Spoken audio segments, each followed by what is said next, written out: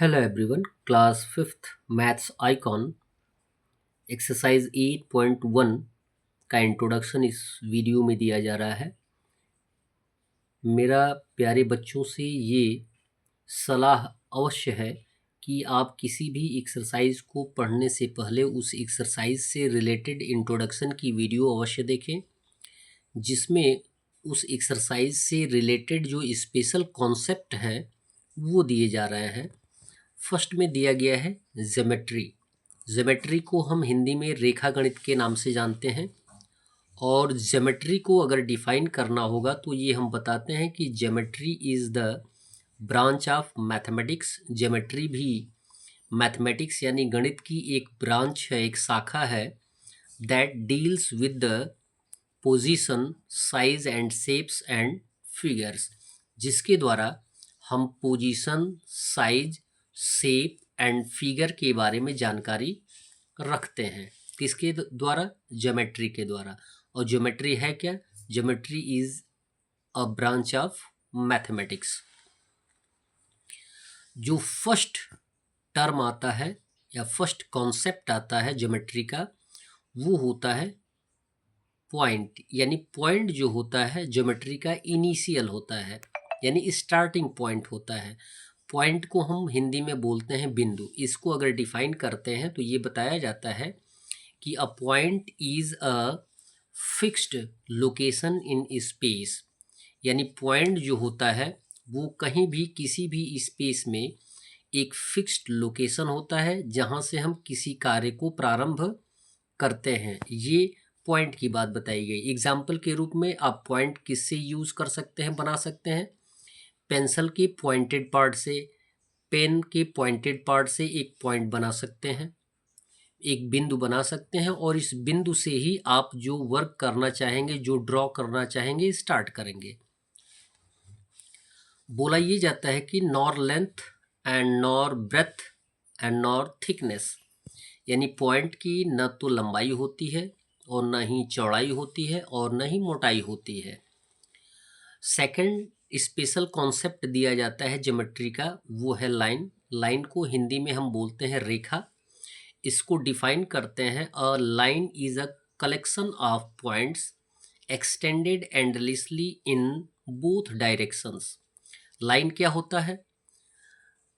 जो भी पॉइंट्स होते हैं उनका एक कलेक्शन होता है। जैसे कैसे होता है इस बारे में हम आपको बताएंगे। बोला गया है कि अ लाइन, एक रेखा जो होती है वो बिंदुओं की एक कलेक्शन होती है, एक समूह होती है, extended endlessly in both direction, जिसको हम अनंत दोनों साइड में बढ़ा सकते हैं। जैसे एक लाइन दी गई है, लाइन में हमें दोनों तरफ एरो का सिंबल दिया जाता है, और यहाँ पे कलेक्शन ऑफ पॉइंट्स की बात की गई है कि जब भी आप पॉइंट स्केच करेंगे तो इस पे आप देख सकते हैं कि चाहे जितने पॉइंट देना हो दे सकते हैं। यानी इन्हीं पॉइंट से होकर गुजरती है ये लाइन। और यदि दोनों तरफ एरो का सिंबल दिया गया होता है तो इट मीन्स आप इसको एंडलेसली राइट साइड भी बढ़ा सकते हैं और इसको लेफ्ट साइड भी बढ़ा सकते हैं। एंडलेसली मतलब अनंत बढ़ा सकते हैं, इसकी कोई लिमिटेशन नहीं है। इसमें एक टर्म और बताया जाता है कि no beginning and end point. किसी भी लाइन का न तो कोई स्टार्टिंग पॉइंट होता है और न ही कोई एंड पॉइंट होता है। नेक्स्ट टर्म बताया गया है कि represented by a double arrow, यानी लाइन को हम डबल एरो से रिप्रेजेंट करते हैं, जिसमें आपको कुछ और लाइनों के बारे में भी बताया गया है। यदि आप इस सीधी रेखा को खींचते हैं, जो कि लेफ्ट और राइट की बात की जाती है, तो ऐसी रेखा को हम हॉरिजॉन्टल रेखा या लाइन के रूप में जानते हैं, जिसको क्षैतिज रेखा के नाम से जानते हैं। और यदि कोई लाइन अप एंड डाउन की तरफ स्केच की जाती है तो इसे हम बोलते हैं वर्टिकल लाइन, लंबवत लाइन जिसका नाम है। और यदि किसी को हम तिरछा खींचते हैं किसी लाइन को तो इसको हम बोलते हैं स्लैंटिंग लाइन।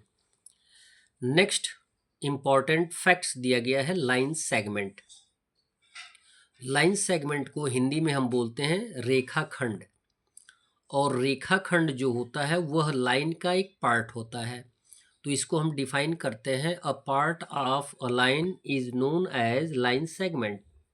यानी किसी भी लाइन के एक पार्ट को हम किस नाम से जानते हैं? लाइन सेगमेंट के नाम से जानते हैं।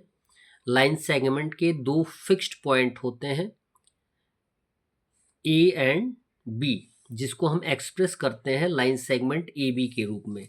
तो अपसाइड की बात की गई कि यदि लाइन को हमें एक्सप्रेस करना होता है तो हम यदि लाइन ए बी की बात करते हैं तो उसके ऊपर एरो का सिंबल दोनों तरफ एक लाइन स्केच करके बना देते हैं, ये होती है लाइन ए बी।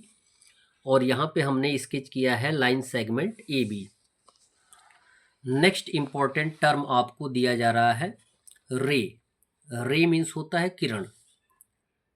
रे मीन्स किरण होती है, और रे को किस तरीके से हम डिफाइन करते हैं उसके बारे में भी जानकारी कर लीजिए।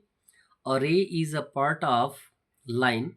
रे जो होती है लाइन का ही एक पार्ट होती है। It has one and point.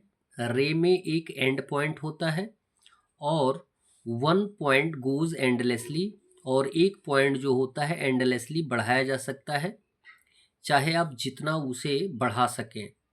जिसमें आपको एग्जाम्पल के रूप में हमने दिया है कि यहाँ पे जो ए है वो फिक्स्ड पॉइंट है, एंड पॉइंट है या स्टार्टिंग पॉइंट है, लेकिन बी जो है वह यहाँ पे एरो का सिंबल लगा के दिखाया गया है। इट मीन्स ये एंडलेसली एक तरफ बढ़ाया जा सकता है।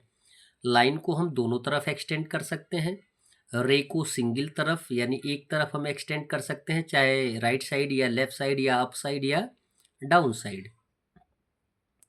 और लाइन सेगमेंट के दो फिक्स्ड पॉइंट होते हैं जिसको हम बढ़ा नहीं सकते हैं, ठीक है। और रे को एक्सप्रेस करने का तरीका है रे ए बी, जिसमें हम एक तरफ एरो का सिंबल शो करते हैं, ये रिप्रेजेंटेशन है।